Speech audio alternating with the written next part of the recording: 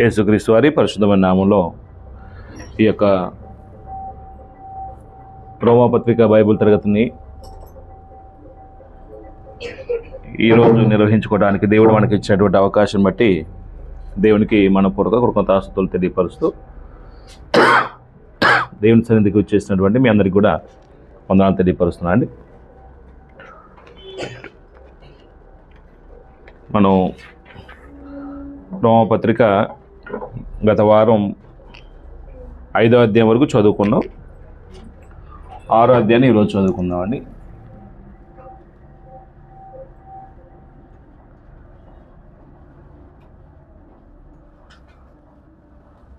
ఈ రోమపత్రిక చదువుతున్నప్పుడు ప్రధానమైనటువంటి సమస్య ఏంటంటే యూదులు అన్యులు అనే రెండు వర్గాల వారు రోమాపట్నంలో క్రీస్తు యొక్క సంఘంలో ఉన్నప్పుడు యూదులు అన్యుల మీద, అన్యులు యూదుల మీద ఒకరి మీద ఒకరు అతిశయిస్తూ ఉన్నారండి. అంటే మేము నీతిమంతులం అంటే మేము నీతిమంతులం అంటే లోకంలో అతిశయం ఉండిద్ది, క్రీస్తులోకి వచ్చిన తర్వాత అతిశయం ఉండకూడదు. ఎందుకంటే క్రీస్తులోకి వచ్చిన తర్వాత దేవుడు మనకి ఇచ్చినటువంటి ఈ స్థితి మనం చేసినటువంటి ఏదన్నా కార్యక్రమాల వల్ల ఏదైనా కలిగిందా? ఈ స్థితి మనం చేసినటువంటి భౌతికంగా ఇదిగో నేను ఈ పని చేయటం వల్ల నేను దేవుని కుమారుని అయ్యాను, నేను నీతిమంతుడు తీర్చబడ్డాను, నేను దేవుని రాజ్య పౌరుని అయ్యాను అని అంటే మనం చేసిన ఏ కార్యాన్ని బట్టి దేవుడు మనకు ఆ స్థితిని ఇచ్చినట్టుగా మనం చెప్పగలమండి. అంటే భౌతికంగా మన క్రియలను బట్టి కాదు మనకి ఇది కలిగింది. యూదులైనా అన్యులైనా ఎవరైనా సరే క్రీస్తు యేసునందు విశ్వాసం ఉంచడం వల్ల మాత్రమే ఒక మనిషి ఏమవుతాడంటే నీతిమంతుడిగా తీర్చబడతాడు. అది అర్థం చేసుకోకపోగా ఒకరి మీద ఒకరు అతిశయిస్తున్నప్పుడు అన్యుడా నీ పరిస్థితి, ఓ యూదుడా నీ పరిస్థితి, ఏ భేదం లేదు, అందరూ పాపం చేసి దేవుడి నుంచి మహిమను పొందలేకపోతున్నారు. దేవుడు ఏం చేస్తాడంటే ఉచితంగానే క్రీస్తు యేసునందు విశ్వాసం ఉంచడం మిమ్మల్ని నీతిమంతుడిగా తీర్చాడు. అప్పుడు నీతిమంతుడు తీర్చాడు అంటానికి పూర్వందన్న విశ్వాసం అందరి జీవితాల్లో ఒకసారి గమనించితే అబ్రహాముని ప్రస్తావించాడండి. అబ్రహామును కూడా దేవుడు విశ్వాసం నీతిమంతుడిగా ఎంచాడు. అప్పుడు ఆ నీతిమంతుడు తీర్చబడిన వాడిని కలిగినటువంటి ఆశీర్వాదాలు 5వ అధ్యాయం మొదటి భాగంలో చెప్పాడండి. ఆదాము నుంచి లోకంలోకి ఏమొచ్చిందో, యేసుక్రీస్తు వారి లోకంలోకి ఏమొచ్చిందో 2వ పేరాల 12 నుంచి మనం 21 వరకు చదువుకున్నాం. అప్పుడు 21వ వచనంలో ఒక మాట చెప్పి 5వ అధ్యాయాన్ని ముగించాడండి. ఏమన్నాడంటే పాపం ఎక్కడ విస్తరించునో అక్కడ కృప అపరిమితంగా విస్తరించను అన్నాడండి. అంటే పాపం ఎక్కడ విస్తరిస్తో అక్కడ అమితంగా ఏం విస్తరిస్తుంది అండి? కృప. అంటే దీని అర్థం ఏంటి అంటే దేవుడు పాపుల పట్ల కృప చూపించేది ఎందుకు? ఇంకెక్కువ పాపం చేయటానిక? పాపాన్ని మానివేసి పరిశుద్ధత కలిగి బ్రతికే విషయంలో ఆలోచించడానిక? అంటే దేవుడు పాపుల పట్ల ఎందుకు కృప చూపిస్తాడంటే పాపను విడిచిపెట్టి పరిశుద్ధత కలిగి బ్రతికే విషయంలో దేవుడు ఇచ్చే అవకాశం అండి. కృప అనే మాటకు అర్థం ఏంటంటే అర్హత లేని వానికి అర్హతనిచ్చేదన్నమాట. ఇప్పుడు ఓ పాపం చేశాడు, ఆ పాపని క్షమించే విషయంలో అంతే స్థాయిలో ఏమవ్వాలండి? క్షమాగుణం ఉండాలండి. 10 పాపాలు చేశాడు, 10 పాపాలు చేస్తే 10 పాపాలకి సరిపడినంత క్షమాగుణం ఉండాలండి. 100 పాపాలు చేశాడు మనిషి, 100 పాపాలు చేస్తే ఆ 100 పాపాలు క్షమించే స్థాయిలో క్షమాగుణం ఉండాలండి. అప్పుడు మనుషులు ఏమనుకుంటారంటే దేవుడు నా మీద కృప చూపించాలంటే ఎంత పాపం చేసి అంత కృప చూపిస్తాడు కాబట్టి ఎక్కువ పాపం చేస్తే నా మీద ఎక్కువ కృప ఉండేది కదా అనుకుంటారండి. కృప చూపించేది ఎక్కువ పాపాలు చేయటానిక? పాపం నుండి మళ్ళీ దేవుని నీతిని జరిగించడానిక? పాపం నుండి మళ్ళీ దేవుని నీతిని జరిగించడానిక అండి. అంటే కొంతమంది లాజిక్ ఏంటంటే 6వ అధ్యాయంలో అదే చెప్పాడండి. అలాగైతే ఏమందము కృప విస్తరింపవలనని పాపమందు నిలిచి ఉందమా ఏంటంటే పౌలు యొక్క ఆర్గ్యుమెంట్ ఏంటంటే కొంతమంది లోకంలో తెలియగలిగిన వాళ్ళు ఉంటారండి. వీళ్ళు వేసే ప్రశ్నలు ఇలానే ఉంటాయండి. పౌలు మనుషుల యొక్క సైకాలజీ జరిగినవాడు కాబట్టి మనుషులు ఎలాంటి ప్రశ్నలు వేసి ఇతరులు చిక్కుల్లో పెడతారో పౌలు ఎరిగి ఏం చేస్తున్నాడంటే ఆయనే ప్రశ్న వేసి ఆయనే సమాధానం చెప్తున్నాడు. ఏమంటున్నాడంటే అలాగైనా ఏమందుము కృప విస్తరింపవలనని పాపం నిలిచిందుమా అంటే కృప ఎంత పాపం చేసి అంత కృప వస్తుంది కాబట్టి కృప ఎక్కువ కావాలని ఎక్కువ పాపం చేద్దామా? అది పౌలు యొక్క ఆర్గ్యుమెంట్ అండి. ఏలి అనగా ఏమందుము, కృప విస్తరింపవలనని పాపం నిలిచిందమా. అప్పుడు క్రైస్తవుడి గురించి చెప్పిన మాట ఏంటంటే అట్లా రాదు. ఎట్లా రాదు? కృప విస్తరించడానికి పాపం ఎక్కువ చేయకూడదు. ఇప్పుడు భౌతికంగా ఇప్పుడు కొన్ని సందర్భాలు ప్రభుత్వాలు ఏం చేస్తారు, రుణమాఫీ అని పెడతారండి. ఇప్పుడు ప్రజలకి రుణమాఫీ అనేది ఉంది కాబట్టి ఎక్కువ డబ్బులు తీసేసుకొని అందరూ ఎగ్గొట్టేసారు అనుకోండి, ఎలా ఉంటుందండి ప్రభుత్వ పరిస్థితి? అంటే రుణాలు తీసివేయబడతాయి కదండి, అందరు తీసేసుకుంటే తర్వాత ఎవరు పోయారండి ఆ భారం? అలాగే అండి, ఎక్కువ పాపం చేస్తే ఎక్కువ కృప వస్తుందని తెలివి మీరి ఎక్కువ పాపం చేసామనుకోండి, దాని ప్రతిఫలం మనమే అనుభవించాలండి. అట్లా అని రాదు. ఇప్పుడు చెప్పేమంటున్నాడంటే పాపం విషయమే చనిపోయిన మనము ఇక మీదట ఎలాగూ దానిలో జీవించగలము అంటే కృప విస్తరించాలి, పాపం నిలిచి ఉండకూడదు. అప్పుడు క్రైస్తవుడి గురించి ఒక మాట చెప్తున్నాడు. క్రైస్తవుడు అంటే అండి, పాప విషయమే చనిపోయిన మనము ఇక మీదట ఎలాగూ దానిలో జీవించుదాం అన్నాడండి. అంటే క్రైస్తవుడు పాపం విషయంలో ఏమయ్యాడండి? అంటే పాపం విషయంలో చనిపోయాడంటే నాకు అర్థం కాలేదు, ఎలాగ చెప్పగలం ఈ వచనాన్ని? క్రైస్తవుడు పాపం విషయంలో చనిపోయిన వాడు అనే మాట మనం ఎలా అర్థం చేసుకోగలం? 1-2 వచనాల్లో 6వ అధ్యాయము 1-11 వచనాల్లో పాపం నుండి విడుదల అనే అంశం చెప్తాడు.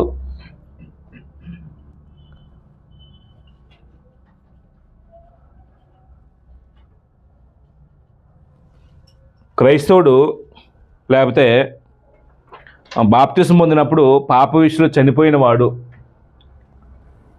క్రైస్తవుడు బాప్తిసం పొందినప్పుడు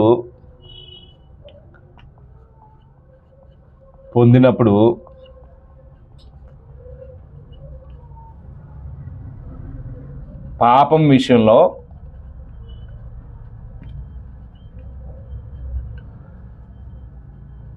చనిపోయిన వాడు.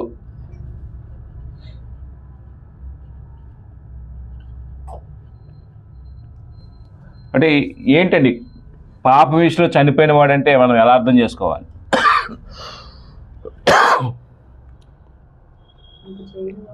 కిషోర్ బాబు గారు, పాపం విషయంలో చనిపోయిన వాడంటే ఎలాగ అర్థం చేసుకోవాలి? అంటే ఎప్పుడు చనిపోయిన వాడు అవుతున్నాడు పాపం విషయంలో? బాప్తిసంలో. అంటే బాప్తిసం పొందుతున్నప్పుడు ఆ వ్యక్తి పాపం విషయంలో చనిపోతున్నాడు అంటే ఎలాగ మనం అర్థం చేసుకోవాలి? నూతన జన్మ పడుతున్నాడు, ఇంకెన్నడూ పాపం చేయకుండా విధంగా పాపాలు క్షమించబడుతున్నాయి. పాపం అనేది మనిషికి అర్థం కావాలి. ఏది పాపము?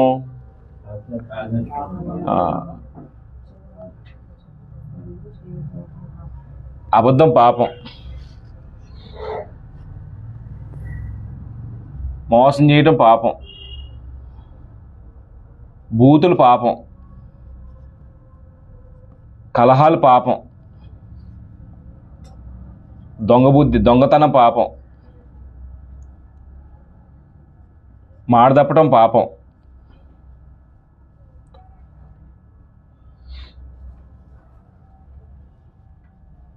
అసూయ పాపం, నిర్హేతుకంగా కోపడటం పాపం, స్వార్థం పాపం,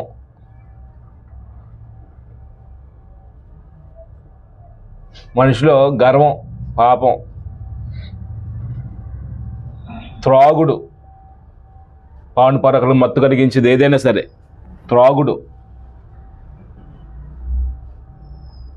సినిమాలు, పాను పరకలు, సినిమాలు చూడటం,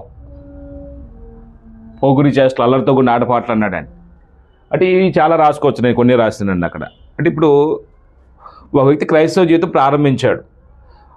ఇంతకుముందే పాప జీవితం విషయంలోనేమో పాపం చేతన అపరాధం చేత చచ్చినవాడండి. ఎఫెసీ పత్రిక మనం 2వ అధ్యాయం చదువుతున్నప్పుడు లోకంలో ఉన్నటువంటి మనుషుల యొక్క స్థితిగతిని ఏంటంటే ఎఫెసీల యొక్క పూర్వస్థితిని చెప్తూ మీ పాపం చేతను మీ అపరాధం చచ్చినవారు అన్నాడు. అక్కడే చచ్చినవారే. అక్కడే చచ్చినవారు పాపం చేయటం వల్ల ఒక వ్యక్తి ఆత్మ సంబంధంగా దేవునితో ఉండే సహవాసం, దేవుళ్ళ వల్ల కలిగే జీవనం నుంచి ఏమైపోయాడు? మనిషి వేరైపోయాడు. అక్కడ చనిపోయిన వారే. కానీ ఆ చావు గురించి చెప్తున్నాడు ఇక్కడ. ఏమండి కిషోర్ బాబు గారు, ఆ చావు గురించి చెప్తున్నాడా? అంటే ఒకప్పుడు చచ్చాం, ఒకప్పుడు పాపం చేత అపరాధించే చచ్చి స్థితిలో ఉన్నాం మనం. ఏది ఇగో ఇలాంటి జీవితం జీవించడం వల్ల. ఇక్కడ ఏమంటాడంటే బాప్తిసం పొందినప్పుడు పాపం విషయంలో చనిపోయిన వాడు క్రైస్తవుడు. ఏవి పాపం అంటే అబద్ధం, మోసం, బూతులు, ఇవన్నీ ఒక లిస్ట్ రాసుకుంటే, ఇప్పుడు నేను బాప్తిసం పొందినప్పుడు వీటన్నిటి విషయంలో ఏమయ్యానండి? చనిపోయాను. అంటే ఇంతకుముందు అబద్ధం ఆడి నేను క్రీస్తుని బాప్తిసం పొందినప్పుడు ఇక జీవించే జీవితం ఎలా జీవించాలండి? అబద్ధం ఆడుకుంటే సత్యమే మాట్లాడాలండి. అది క్రైస్తవుడిగా పాపం విషయంలో చచ్చిపోయిన వాడంటే అబద్ధం రాకుండా మన నోట సత్యమే మాట్లాడాలి.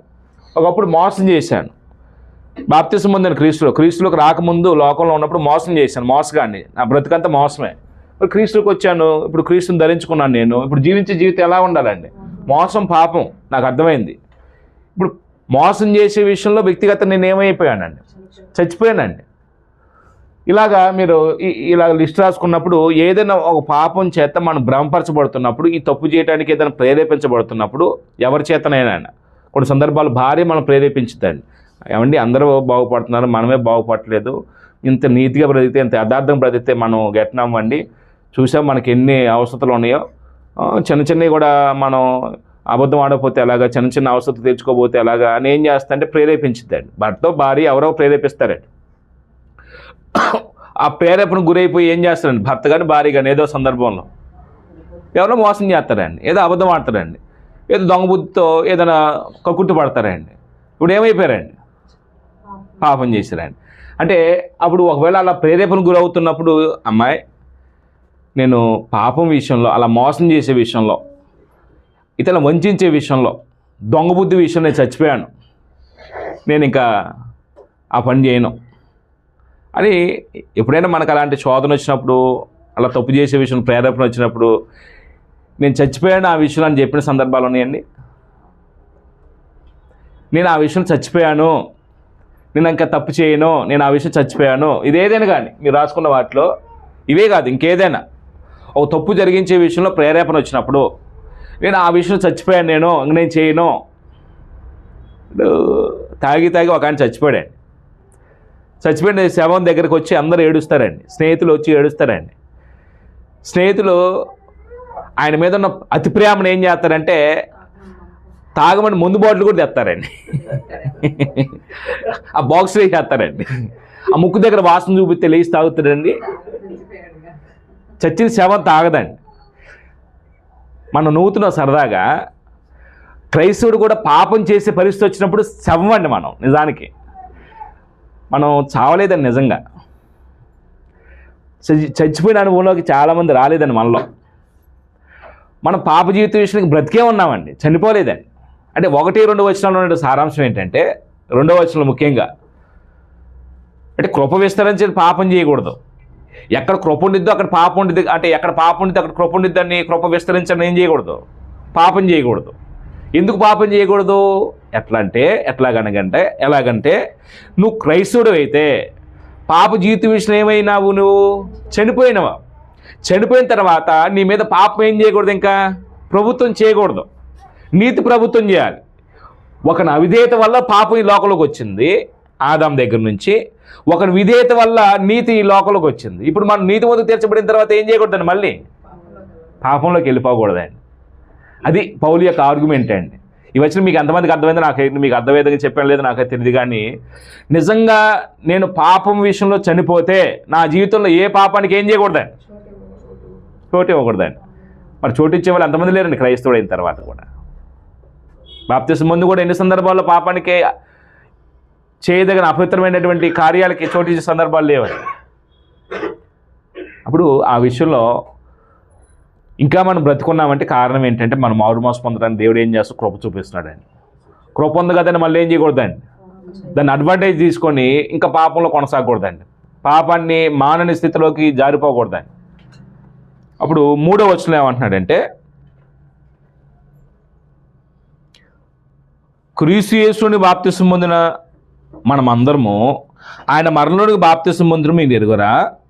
కాబట్టి తండ్రి మహిమ వలన క్రీస్తు మృతుల్లోండి ఎలాగ లేపబడేనో అలాగనే మనము నూతన జీవం పొందిన వారమై నడుచుకున్నట్లు మనము బాప్తిసం వల్ల మరణంలో పాలు పొందుటకై ఆయనతో కూడా పాతిపెట్టబడుతుంది. మరియు ఆయన మరణం యొక్క సాదృశ్యమైంది ఆయనతో ఐక్యం గలవారమైన ఎడల ఆయన పునరుద్ధానం యొక్క సాదృశ్యమనందును ఆయనతో ఐక్యం గలవారమై ఉందుము. అంటే ఈ వచనాలు ఏం చెప్తున్నాడు? 3 నుంచి చదువుతున్నప్పుడు క్రీస్తులోని బాప్తిసం పొందిన మనం అందరము ఆయన మరణంలోని బాప్తిసం పొందిన మీరు ఎరుగరా.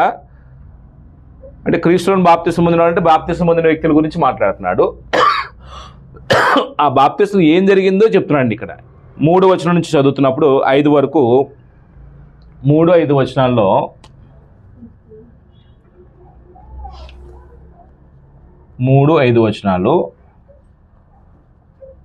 బాప్తిస్మంలో ఏం జరుగును,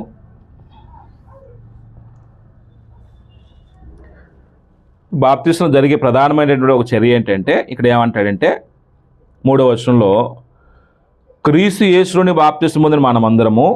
అంటే ఒక వ్యక్తి బాప్తిస్మం పొందుతున్నప్పుడు ఎక్కడ బాప్తిస్మం పొందాలంటే అండి, నువ్వు ప్రపంచంలో ఎక్కడ బాప్తిస్మం పొందినా క్రీస్తు యేసులోనికి బాప్తిస్మం పొందాలి సుమా.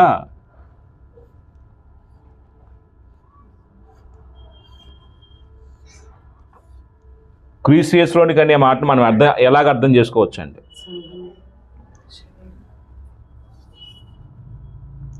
అయితే యేసుక్రీస్తు అనుకుందాం.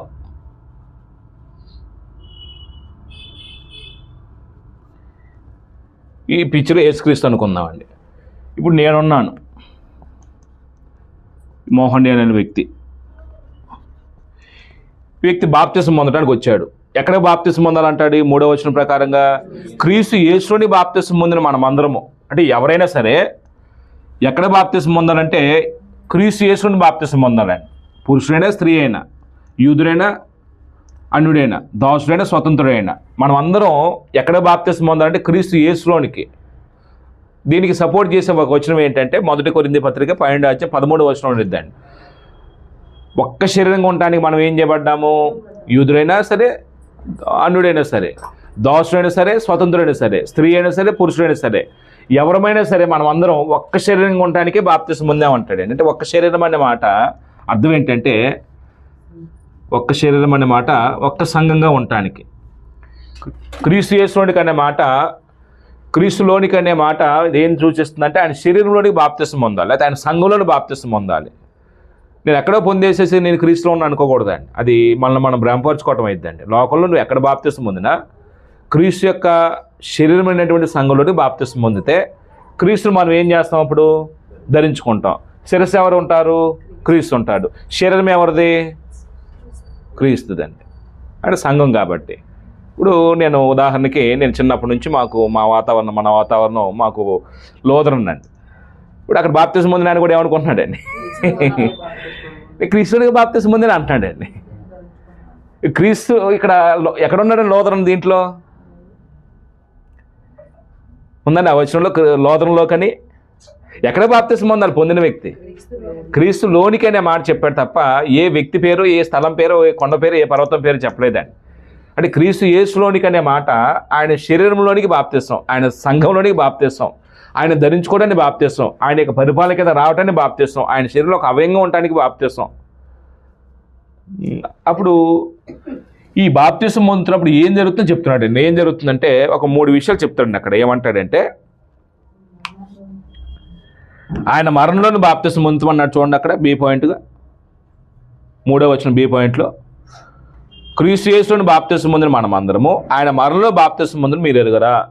అంటే బాప్తిసం పొందిన వ్యక్తి అంటండి క్రీస్తు యొక్క మరణంలో ప్రవేశిస్తున్నాడు అంటండి. క్రీస్తు యొక్క మరణంలోనికి ప్రవేశం కలుగుతుందంటండి. అప్పుడు ఏం జరుగుతుంది అంటే ఇప్పుడు మనకందరికి యేసుప్రభు గురించి తెలుసండి. యేసుప్రభు ఈ భూమి మీదకి వచ్చి మనందరి పాపాల కొరకు ఏం చేయబడ్డాదండి? ఆయన సిలువేయబడ్డాడండి. అంటే ఇప్పుడు ఈయన సిలువేయబడినటువంటి యేసుక్రీస్తు వారు ఏ నేరం చేసి సిలువేయబడ్డాడు? మనుషులందరి అతిక్రమాలు ఆయన మీద ఏం చేయబడ్డాయండి? మోపబడ్డాయండి. మన నిమిత్తం ఆయన దోషేయడండి, పాపరహితుడు మన నిమిత్తం పాపేయడండి. ఇప్పుడు మనుషులందరూ పాప వల్ల ఆయన మీద మోపబడ్డప్పుడు దేవుడు ఆయన పాపిగా ఎంచి మనందరికి రావాలని శిక్షని, సమానమైన శిక్షని, సమానార్థమైన శిక్షణ యేసుప్రభు మీద మోపినప్పుడు కలవరి శిలువలో ఘోరంగా యేసుప్రభు ఏం చేయబడ్డాడంటే మరణించారండి. అప్పుడు ఆయన చనిపోయారు. తీసుకెళ్ళి ఆయన ఏం చేశారు? డెడ్ బాడీని సమాధి చేశారండి. తిరిగి యేసుప్రభు వారు ఏం చేయబడ్డారండి?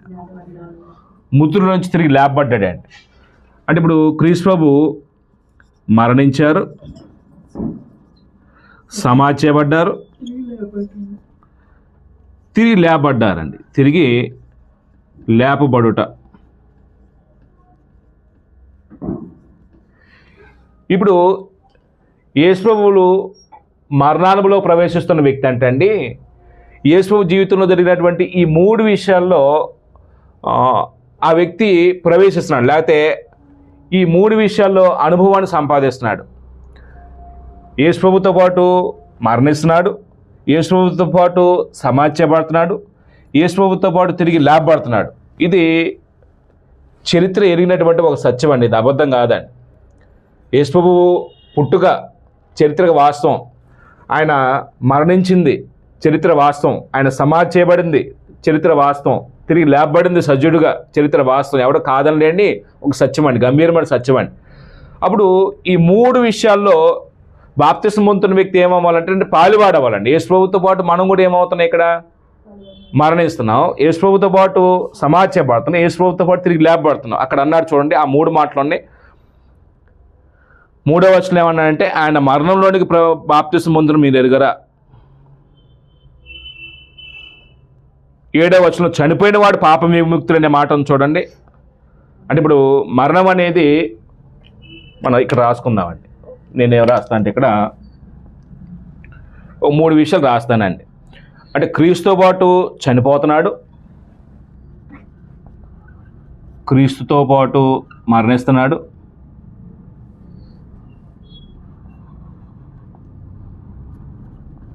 చనిపోవుట లేకపోతే మరణించుట.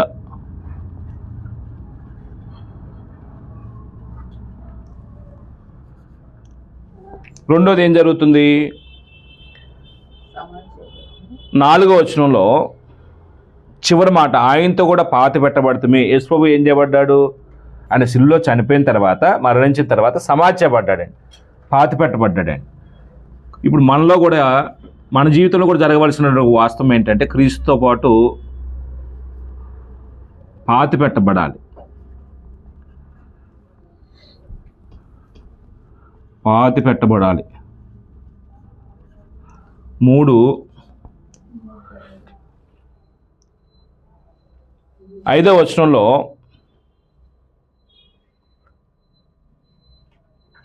మరియు ఆయన మరణం యొక్క సాదృశ్యమైంది ఆయనతో ఐక్యం గలవారమైన ఎడల ఆయన పునరుద్ధానం యొక్క సాదృశ్యమందును. అంటే యేసుప్రభు ఏం చేయబడ్డాడండి? పునరుద్ధానం అంటే తిరిగి లేపబడటం. ఆ పునరుద్ధానం యొక్క సాదృశ్యమంది ఆయనతో కూడా ఐక్యం గలవారమే మనం కూడా ఏం చేయబడతామంటండి? తిరిగి లేపబడతాం అనే మాట 4వ వచనంలోన, 4వ వచనంలో ఒకసారి చూడండి, 2వ లైన్లో, అలాగే మనమును నూతన జీవం పొందిన వారమే నడుచుకున్నట్లు బాప్తిస్మము వలన,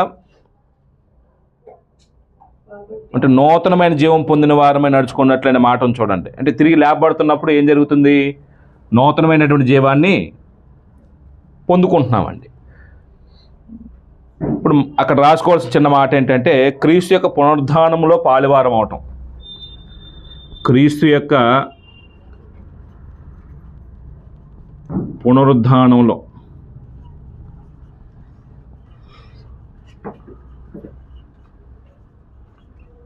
పాలువారగుట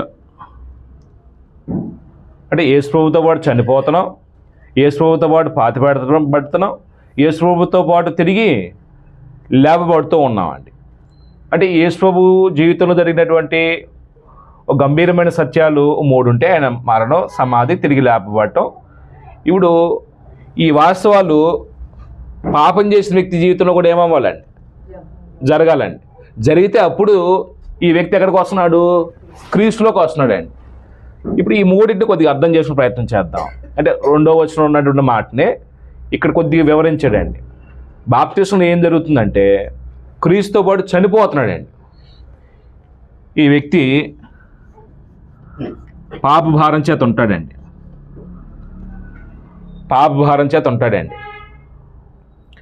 ఇప్పుడు ఈ వ్యక్తి పాపి అనే సంగతి ఎవరు తెలియపరుస్తారండి? ఈ వ్యక్తికి నేను పాపం చేస్తున్నాను, నేను పాపిని అనే విషయం నాకు అర్థమవుతుందండి. అర్థమవుతుందా? నేను పాపం చేస్తున్నాను, తప్పు చేయకూడదని అర్థమవుతుందా? మనుషులకి చాలా కాలం పాపంలో కొనసాగుతున్నప్పుడు గ్రహింపు రాదండి. ఏదో రోజున గ్రహింపుకి వస్తుంది. ఎప్పుడంటే వాక్యం దగ్గరకు వచ్చినప్పుడు ఇది నీతి, ఇది దుర్నీతికి తేడా వాక్యం చెప్పింది కాబట్టి నీతి ప్రవర్తన ఎలా ఉండిద్ది, దుర్నీతి ప్రవర్తన ఎలా ఉండిద్ది అని వాక్యం ద్వారా ఒక వ్యక్తికి అర్థం చేసుకునే జ్ఞానం దేవుడు అవకాశం ఇస్తాడండి. అంటే పాపం చేసేవాడు పాపం కాదనుకుంటాడండి, ఇది పెద్ద తప్పు కాదనుకుంటాడండి. ఇప్పుడు లోకంలో అబద్ధం ఆడటం పెద్ద పాపం అండి, మోసం చేయడం పెద్ద పాపం అండి, బూతులాడటం పెద్ద పాపం అండి, కలహాలాడటం పెద్ద పాపం అండి. మరి ఇది తప్పు, అలా చేయకూడదు అని ఖండితంగా ఎక్కడికి వస్తే తెలుస్తుందండి మనిషికి? వాక్యం దగ్గరకు వస్తే తెలిసిందండి. మనం ఒకప్పుడు ఇవన్నీ చేసిన వాళ్ళమే, కానీ ఇప్పుడు అవి చేయటానికి భయపడుతున్న కారణం ఏంటండి? లోపల వాక్యం పనిచేస్తుంది కాబట్టి, వాక్యానికి విరుద్ధంగా నేను చేస్తే దేవుడు నన్ను తీర్పులో తీసుకొస్తాడేమో, దేవుడు నన్ను శిక్షిస్తాడేమో, దేవుని ఎదురు నేను దోషుకు నిలబడతానేమో, ఈ పాపం నేను మూటగట్టుకోకూడదని భయపడుతున్నాను పాపం చేయడానికి. ఒకప్పుడు చేసిన వాళ్ళు స్వేచ్ఛగా ఇష్టప్రకారంగా ఇష్టపడి చేసిన వాళ్ళమే. ఇప్పుడు ఎందుకు సందేహిస్తున్నావు, ఎందుకు భయపడుతున్నావు? లోపల వాక్యం ప్రభావం ఉందండి. వాక్యం మనల్ని ఎలా నడుచుకోవాలో, ప్రవర్తనని మనం సరి చేసుకోవడానికి అవకాశం ఇస్తాడండి. అయితే ఇక్కడ నేను పాపిన సంగతి నాకు తెలియని స్థితిలో ఉన్నప్పుడు దేవుడు వాక్యం ద్వారా నా స్థితిగతులు తెలియపరుస్తాడండి. అందుకే దేవుడు ఇలాంటి దుర్బలమైన స్థితిలో ఉన్న వ్యక్తికి కూడా దేవుడు ఏం చేస్తాడంటే సువార్తను వినిపిస్తాడండి. ఆ సువార్త విన్నాడు, విశ్వసించాడు. దేని విశ్వసించాడు? దేవుని విశ్వసించాడు, ఆయన సంకల్పాన్ని విశ్వసించాడు, యేసు యొక్క త్యాగాన్ని విశ్వసించాడు. ఆ త్యాగం వల్ల సంఘం ఏర్పడిందని, ఆ సంఘంలోకి రావాలని ఒక వ్యక్తికి అర్థమైంది. విశ్వసించిన వ్యక్తి మారు మనసు పొందుతాడండి. మారు మనసు పొందటం అంటే ప్రవర్తన ఏం చేశాడండి? దిద్దుకున్నాడండి.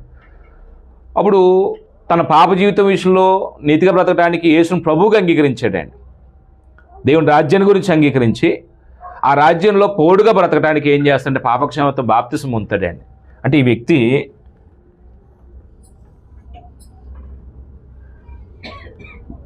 పాపే అయినప్పటికీ దేవుడు ఈ వ్యక్తిని ఆయన కుమారుడిగా చేసుకోవడానికి ఒక ఆహ్వానం అందించాడు సువార్త ద్వారా.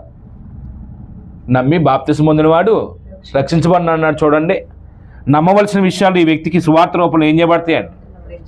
అందించబడతాయండి. నువ్వు ఎక్కడున్నా సరే ఆయన సంకల్పాన్ని దేవుడు తెలియపరిచే విషయంలో దేవుడు దాచిపెట్టాడు. దేవుడి పాత్ర రక్షించే విషయంలో ఏ వ్యక్తి నశించిపోకూడదని అందరూ ఎట్లా దీర్ఘశాంతం వహించి అందరికీ తన సమాధానకమైన సువార్తను ఏం చేస్తాడంటే ఏదో సందర్భంలో ఏదో విధంగా మన దగ్గర తీసుకొస్తాడండి. ఆ సువార్త నువ్వు వినకపో, అది వ్యక్తిగత నీ ఇష్టం అది.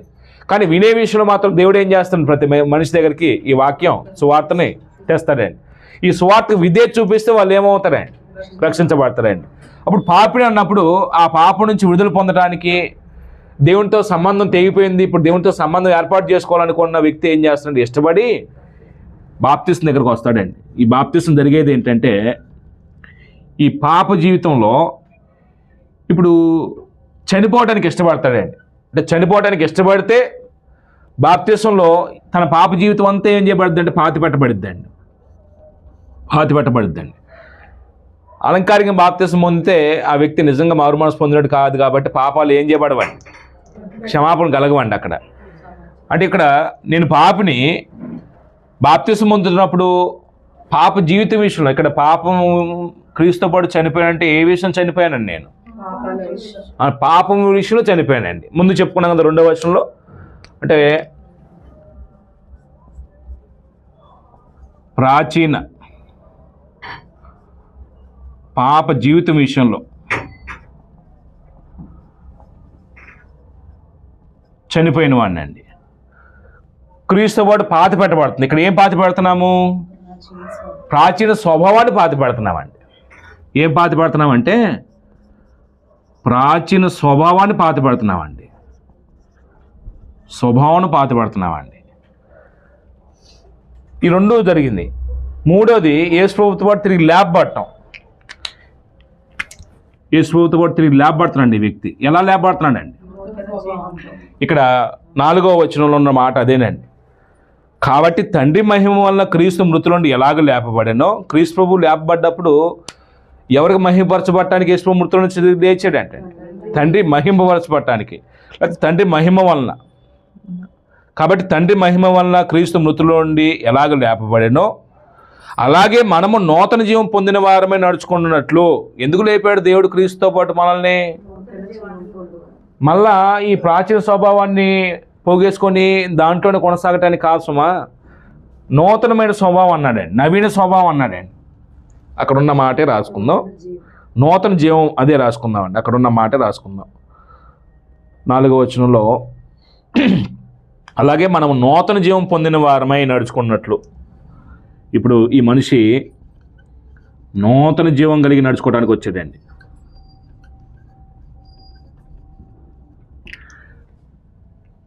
ఒకప్పుడు పాపం వల్ల వచ్చిన జీతం మరణం అయితే, పాపం చేసే ప్రతి మనిషి కూడా దేవుని వలకలో జీవనం చేయమైపోయాడండి, వేరైపోయాడండి. దేవుని వలకలో జీవనం నుంచి వేరైపోయిన వ్యక్తికి మరణ ప్రభుత్వం ఏలుబడి చేస్తుంది. ఇప్పుడు యేసు ప్రభుతో పాటు ఈ వ్యక్తిని దేవుడు బ్రతికించి నూతనమైన జీవాన్ని ఏం చేశాడండి? పోగొట్టుకున్న జీవాన్ని తిరిగి ఇచ్చాడండి.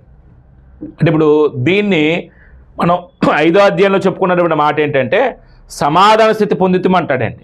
5వ అధ్యాయం 11వ వచనం మనం చెప్పుకున్నాం కదా, సమాధాన స్థితిని పొందుకున్నామనే మాట చెప్పాడండి.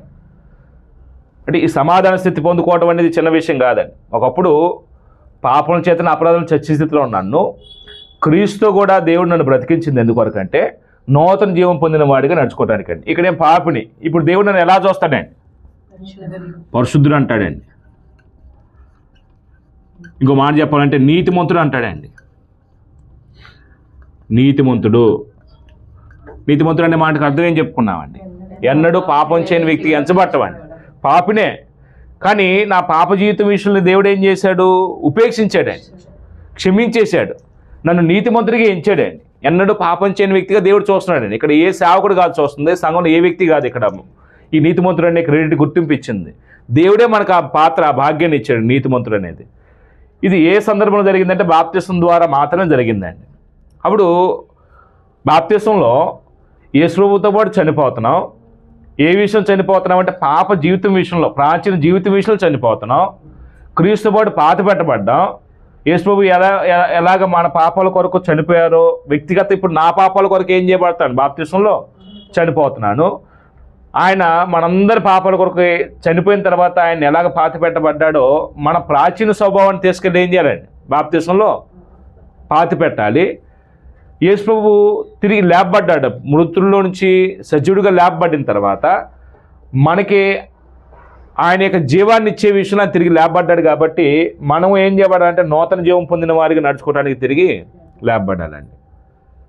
అందుకే 2 కొరింథీ పత్రిక 5వ అధ్యాయం 17వ వచనంలో ఒక మాట ఉండిద్దండి.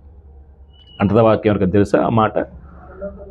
2 కొరింథీ 5:17లో ఒక మాట ఉండిద్దండి. క్రొత్త సృష్టి గురించి మాట్లాడుతూ, నూతన సృష్టి గురించి మాట్లాడుతూ ఏమంటాడండి అక్కడ? క్రీస్తు నందున్న ఎల్ల వాడు నూతన సృష్టి, పాతవి గతించును, సమస్తం కూడా ఎలాంటివైనవి అంటే క్రొత్తవైన అంటాడండి. అంటే ఏమైనా కొత్తగా?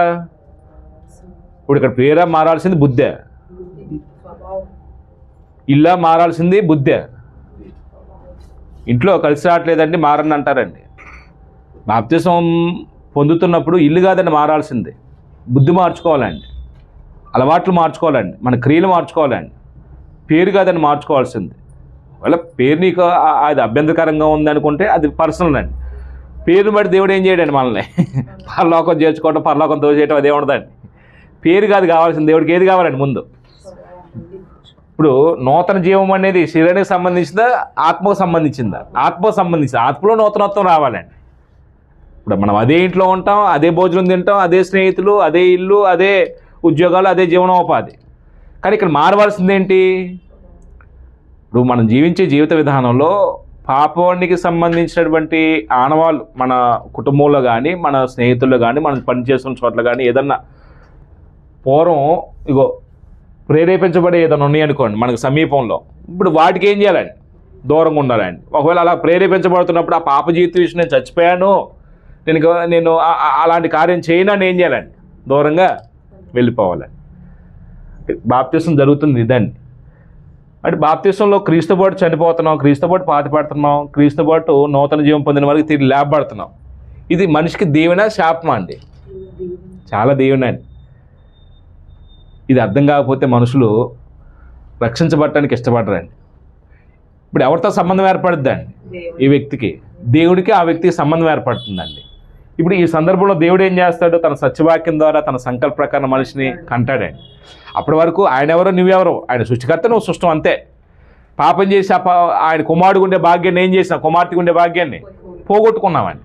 అయితే ఇక్కడ మాత్రం దేవుడు ఏం చేస్తున్నాడు? తన సత్యవాక్యం ద్వారా తన సంకల్ప ప్రకారం ఏం చేస్తున్నాడు? మనిషిని కంటున్నాడండి. అందుకే బాప్తిసం ఎవరి సంకల్పం అంటాడండి? యేసు ప్రభువారు. అది దేవుని సంకల్పం. తమ విషయమే దేవుని సంకల్పం నిరాకరించారు కొంతమంది బాప్తిసం పొందకుండా. అది చాలా పాపం అండి. బాప్తిసం పొందకుండా, బాప్తిసం పొంది దేవుని రాజ్యంలో ప్రవేశించి దేవుడి కుమారుడుగా యేసు ప్రభు లాంటి వ్యక్తిత్వాన్ని సంపాదించుకోవడం దేవుడు అవకాశం ఇస్తే, నాకు తెలిసినట్టు కొంతమంది పొందడానికి వచ్చినట్టు కూడా ఆగిపోయిన వాళ్ళు. ఎప్పటికీ వాళ్ళు రక్షించబడలేదండి పాపం, సత్యాన్ని అంగీకరించి. కొంతమందికి అసలు బాప్తిసం అంటే ఏందో తెలియదండి పాపం. నన్ను క్షమించండి, లైవ్ కూడా వస్తుంది. మీకు ఒక మాట చెప్తానండి. బాప్తిసం అంటే అర్థం తెలియకుండానే కొంతమంది బాప్తిసం పొందే వాళ్ళు ఉన్నారు, ఇచ్చేవాళ్ళు కూడా ఉన్నారండి. ఏంటి బాప్తిసం అంటే అర్థం ఏంటండి? బాప్తిసం అనే మాటకి అర్థం ఏంటండి? దాన్ని గ్రీకులో ఏమన్నాడంటే బప్టిజో అనే పదం చెప్పాడు. దానికి ముంచుట, కప్పెడుట, పాతిపెట్టుట, సమాధి చెప్పట, ఈ పదాలు చెప్పాడండి. ముంచడమే బాప్తిసం అని ఎలా చెప్పగలం మనం చెప్పేది అంటే గ్రీకులో బాప్టిజో అనే మాట ఉందండి. దానికి అర్థం, సరియైన అర్థం తర్జుమాలో ముంచుటే, పాతిపెట్టే, కప్పెడుటే అనే మాట ఉంది. కాబట్టి పూర్తిగా ముంచబడటమే. మనం ఇలా చెప్తే చదువుకున్న వాళ్ళకి అర్థమవుతుంది. అవి వాళ్ళు ఎలా అంగీకరిస్తారు? మాకు తెలియదయ్యా, నువ్వు ఏది చెప్తున్నావు, గ్రీక్ అంటున్నావు, మాకేం తెలుసయ్యా. మరి ఎలాగ వాళ్ళకి అర్థం అవ్వాలండి? ఎలాగ అర్థం అవ్వాలండి? ఒక సామాన్యుడు కూడా, చదువుకునే వ్యక్తి కూడా బాప్తిసం అంటే ముంచబడటమే, చిలకరించడం కాదు. లోతులు ఏం చేస్తారండి? తల మీద కసి పోస్తాను, బేషన్ నీళ్ళు తెస్తారండి. పెళ్ళికి ఒక చోట చూశాను నేను, బేషన్లు తెస్తారండి. బేషన్లో నీళ్ళు ఫాస్ట్ గారు ఆ దోశలో తీసుకొని అలాగా ఆ అమ్మాయి మీద ఎలాగ పోసి అదే బాప్తిసం అండి. అయిపోయిందండి. ఇంకా అది బాప్తిసం. బాప్తిసం అనే మాట ముంచబడుతున్నారండి అక్కడ. అంటే ముంచుట, కప్పెడుట, పాతిపెట్టుట అనే పదం గ్రీకులో నుంచి వచ్చిందైతే దానికి సరిగ్గా సూటబుల్ పదం ఇగో ఈ వచనాలండి. 3వ వచనం నుంచి మీరు 6వ వచనం చదువుతున్నప్పుడు ఈ 6 వచనాల్లో బాప్తిసం అనేది ఎవరి యొక్క మరణానుభవం తీసుకెళ్తుందండి. ముంచుట అనేది ఎలా చెప్పగలమంటే, ఒక వ్యక్తి చనిపోయినప్పుడు ఏం చేస్తామండి? పాతి పెడతాం లేదా? మనం పాతి పెట్టడానికి ఇప్పుడు మట్టి చల్లేసి, ఒకవేళ నన్నే సమాధి కార్యక్రమం పిలిచారు, భూస్థాపన చేయడానికి అందరం వెళ్ళాం. ఒక వ్యక్తి చనిపోయిన తర్వాత అక్కడ గుంట తీశారు, గుంటలో బాడీ పెట్టేశారు, ప్రార్థన చేసేసి పిడికిడి మట్టి తీసేసి మట్టి చల్లేసి ప్రార్థన చేసి ఆమెననేసి అయిపోయింది రండి అన్నాను. వచ్చేస్తారండి? ఎలా చూస్తారు నా వైపు? కప్పెట్టేసి అయిపోయింది రండి అన్నాను నేను. అయిపోయిందా? వీరేడు చూసినట్టు చూస్తారండి. కారణం ఏంటంటే ఇప్పుడు మడితో కప్పెట్టలేమండి. ఏం చేస్తారు తర్వాత? చుట్టుపక్కల ఉన్న మట్టి అంతా పోగేసి మొత్తం గుంటలో బొట్టు చేస్తారండి, కప్పెడతారండి. అది కప్పెట్టడం అంటే. అంటే కాస్త నీళ్ళు చల్లేసి అది కప్పెట్టడం ఎలా అయిద్దండి? కొంతమంది కడవతో కుమ్మరిస్తారండి, అది కప్పెట్టడం అయిద్దండి. కొంతమంది జెండా కింద వెళ్తారండి, అది కూడా కప్పెట్టడం అయిద్దండి. అంటే బైబిల్లో లేని దాన్ని చాలామంది చిత్రీకరించారండి. చాలామంది చిత్రీకరించి ఇది కూడా బాప్తిసం అంటున్నారండి. మరి ఎలాగా మరి దేవునికి లెక్క చెప్తూ నాకైతే తెలియదండి. నేను బాప్తిసం పొందుతున్నప్పుడు మనకు అవగాహన కావాల్సింది ఏంటంటే, నేను యేసు ప్రభు యొక్క మరణానుభవంలోకి వెళ్తున్నాను. యేసు ప్రభువుతో పాటు చనిపోతున్నాను, యేసు ప్రభువుతో పాటు సమాధి చేయబడుతున్నాను, యేసు ప్రభువుతో పాటు తిరిగి లేపబడుతున్నాను. ఈ 3 చర్యల్లో చిలకరించడం వల్ల అవ్వండి, కుమ్మరించడం వల్ల అవ్వదండి, జెండా కింద నడిచిపోవటం వల్ల అవ్వదండి. పూర్తిగా ముంచబడటం వల్ల ఒక వ్యక్తి ఏం చేయబడతాడు, తిరిగి లేపబడతాడండి. ఈరోజు సత్తెనపల్లిలో పెద్ద ఆయన బాప్తిస్మం పొందాడండి. నేను వినోదరావు గారు సహోదరులతో కలిసి వెళ్ళి ఇచ్చామండి. అంటే పెద్ద వయసు అయినండి ఆయన పాపం. ఆయన వాక్యం విని కన్వర్ట్ అయ్యాడంటే చాలా సంతోషం అండి. మనుషులు దేవుని సంకల్పం అర్థం చేసుకొని దేవుని రాజ్యంలోకి రావడానికి చాలామంది సాకులు చెప్పి వెళ్ళిపోతున్నారండి ప్రస్తుతం. నేను దేవుని సంకల్పం నెరగిస్తున్నాను, యేసు ప్రభు యొక్క మరణంలోకి వెళ్తున్నాను. యేసు ప్రభు చనిపోవటం అనేది ఎవరికి గొప్ప సంతోషం అంటండి, ఆనందం అంటండి. బైబిల్లో ఇక్కడ చెప్పారు, దేవునికి గొప్ప సంతోషం అండి యేసు ప్రభు చనిపోవటం. ఎందుకంటే ఆయన చనిపోవటం వల్లే అనేకులైన కుమారులు ఏమవుతున్నారండి, పాపం నుంచి విడుదల పొందడానికి ఆయన మార్గం అయ్యాడండి. యెషయా గ్రంథంలో చెప్తానండి, యేసు ప్రభు చనిపోవటం దేవునికి ఇష్టమైన కార్యం అంటండి. యేసు ప్రభు చనిపోవటం ఇష్టమైన కార్యం అయితే యేసు ప్రభుతో పాటు చనిపోతున్నప్పుడు మన విషయం దేవుడు ఇష్టపడ్డా, దేవుడిని ఇష్టపరిచే కార్యం ఒకటి ఉందండి భూమి మీద. మనం కూడా యేసు ప్రభుతో పాటు చనిపోతున్నప్పుడు, యేసు ప్రభుతో పాటు సమాధి చేయబడుతున్నప్పుడు మన విషయంలో కూడా దేవుడు ఏం చేస్తాడండి, సంతోషిస్తాడండి, మన విషయం ఆనందిస్తాడండి. ఇది బాప్తిసం దైవమైన కార్యం అని చాలామందికి అవగాహన ఉండట్లేదండి. పొందటానికి దగ్గరికి వచ్చి కూడా ఆగిపోయిన వాళ్ళు ఉన్నారండి. కొంతమంది పొందుతామని చెప్పేసి అలాగే నడిపోయిన వాళ్ళు ఉన్నారండి. అయితే ఇక్కడ 5వ వచనం వరకు మనం చూసిన మాటలో బాప్తిసంలో ఏం జరుగుతుందో చెప్పాడండి. ఈ 3 విషయాలు మాత్రం ఎప్పుడు మర్చిపోకూడదండి. నేను యేసు ప్రభువుతో పాటు చనిపోతున్నాను, ఏ విషయం చనిపోయాను, పాప జీవితంలో చనిపోయాను, సమాధి చేయబడ్డాను, ప్రాచీన జీవితాన్ని ఏం చేశానండి, పాతి పెట్టేశాను, ప్రాచీన జీవితం ఇంకా నా మీద ప్రభుత్వం. తర్వాత చెప్తాడండి ఆ వచనం, 6వ వచనం చెప్పాడండి. 6వ వచనం ఏమంటాడు చూడండి, ఏమనగా మనమేక పాపములకు దోషం కాకున్నట్లు పాప శరీరము నిర్ధకమగున్నట్లు మన ప్రాచీన స్వభావము ఆయనతో కూడా సిలువేయబడిని ఎరుగుదము అంటాడండి. ప్రాచీన స్వభావం ఏమవ్వాలండి, ఏంటంటే మన ప్రాచీన స్వభావం ఇవన్నీ ఉంటాయండి. సిలువేయబడిందా, ఇంకా మన మీద ప్రభుత్వం చేస్తున్నాయి. అవి ప్రభుత్వం చేస్తే ఇంకా మనం వాటిని సిలువేయలేదండి. గల్తీ పత్రికలు అనుకుంటా, క్రీస్తు సంబంధులు శరీరం దాని ఇచ్చలతో కూడా మేకులతో సిలువుకి కొట్టి ఉన్నారంటాడే. శరీర కార్యాల గురించి చెప్పిన తర్వాత కింద మాటల్లో అంటే బాప్తిసం అనేది గొప్ప కార్యమేనండి. కానీ బాప్తిసం పొందిన తర్వాత జీవితాన్ని గురించి కూడా మనం ఆలోచించాలి లేదా? పాపం విస్తరిస్తుంది అంటే పాపం కృప ఎక్కువ చూపిస్తున్నాడని ఎక్కువ పాపం చేయకూడదండి. ఎందుకు కారణం ఏంటంటే పాపం జీవితం విషయంలో క్రైస్తవుడు ఏమయ్యాడండి, చనిపోయిన శవంతో సమానం మనం. అప్పుడు ఒకవేళ కొంతమందికి ఒక ప్రశ్న వచ్చిందండి. మళ్ళీ బైబిల్లో ప్రతి పత్రిక రాస్తున్నప్పుడు సంఘాల్లో ఏదో సమస్య ఉంది కదా, పాపం ఉంది కదా, మరి సంఘంలోకి వచ్చిన వాళ్ళు పాపం చేస్తారు కదా, మరి పాపం చేయటం సర్వసాధారణంగా అనిపిస్తాయండి. ఇప్పుడు పత్రికలు చదువుతున్నప్పుడు ఈ మాట మనం అర్థం చేసుకుంటుంటే పాపాన్ని ప్రోత్సహించే విధంగా ఉందా, అలాంటి వద్దనే బోధ ఉందా పత్రికలకి? ఇప్పుడు మీరు రోమా పత్రిక ఉంది, మీరు యూదుల గురించి ప్రస్తావిస్తున్నప్పుడు వాళ్ళు అతిశయిస్తున్నారండి. మాకు ధర్మశాస్త్రం ఉంది, మేము ధర్మశాస్త్రం బోధిస్తామని చెప్తున్నాడండి. జ్ఞాన సత్య రూపమైన ధర్మశాస్త్రం కలిగిన వాడిని అని చెప్తున్నప్పుడు ఇతరులు చెప్తున్నాడు కానీ అతను పాటించట్లేదండి. ఏమంటున్నాడు, ఇతరులు బోధించిన నీకు బోధించుకోవా అని చెప్తున్నాడు. రైట్ అంటున్నాడా, నువ్వు చేసే తప్పు అంటున్నాడా? తప్పు అంటున్నాడా లేదా? అంటే దాన్ని ఏం చేయాలి వాళ్ళు? కొరింథీ పత్రిక చదివామండి, సోదరులు శ్రీనిబాబు గారు చెప్పారు. ఇప్పుడు కొరింథీ పత్రికలు కూడా సమస్యలు లేవండి, గ్రూపిజం వచ్చిందండి, వాళ్ళ అసూయ పెరిగిందండి. అప్పుడు అది తప్ప రైటా? అది శరీర సంబంధాల గుణం అండి. అసూయ కలహాలు ఉండటం ఆత్మ సంబంధం మంచి ఉండదండి. మరి ఉన్నాయే, అది రైట్ అంటున్నాడు పౌలు, తప్పు ఉండకూడదు అంటున్నాడు, ఉండొద్దు అంటున్నాడండి. ఏ సంఘంలో పాపం లేదు, పాపం చేయకుండా ఎట్లా ఉంటాం మనం? సంఘాలన్నా పాపాలు ఉంటాయి అని కొంతమంది సమర్థించుకొని పాపంలో కొనసాగుతున్నారండి. పాపాన్ని అలవాటు చేసుకుంటున్నారు కొంతమంది, పర్లేదు అనుకుంటున్నారండి. జాగ్రత్త ఉంది సంఘంలోనే, తప్పే ఉంది. ఉండొచ్చు అన్నాడా, వాడిని వెలివేయమన్నాడా? వెలివేయమన్నాడండి. అక్కడ బోధ అది తీసుకోవాలి తప్ప పాపం ఉంది కాబట్టి మనం కూడా చేద్దాం అనే లైసెన్స్ ఎక్కడ మనకి లేదండి. బైబిల్ ఎక్కడ ఉందని బాప్తిస్మం తర్వాత బలహీనం కాబట్టి తప్పు చేయొచ్చని, మనం ఈ చిన్న చిన్న పొరపాట్లు చేసిన తర్వాత దేవుడు క్షమిస్తాడు కాబట్టి ఏదైనా చేయొచ్చులే అనే విధానంలో చేయొచ్చండి. అంటే మన స్థాయి పెరగాలండి. విశ్వాసంబంధమైన జీవితంలో మన స్థాయి ఏమవ్వాలండి? పెరుగుతూ ఉండాలండి.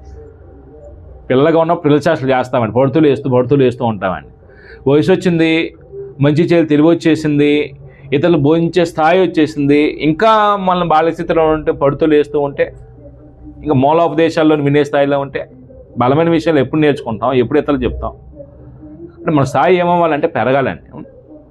అంటే ప్రతి స్థానిక సంఘంలో పాపం ఉంది అని మనం దాన్ని ఏం చేయగలం, అడ్వాంటేజ్ తీసుకొని మనం కూడా పాపంలో పడిపోవచ్చు అని మనం తీసుకోకూడదండి. పాపం ఉండకూడదని పత్రికలు రాయబడ్డాయి, లోపల సవరించడానికి పత్రికలు రాయబడ్డాయండి.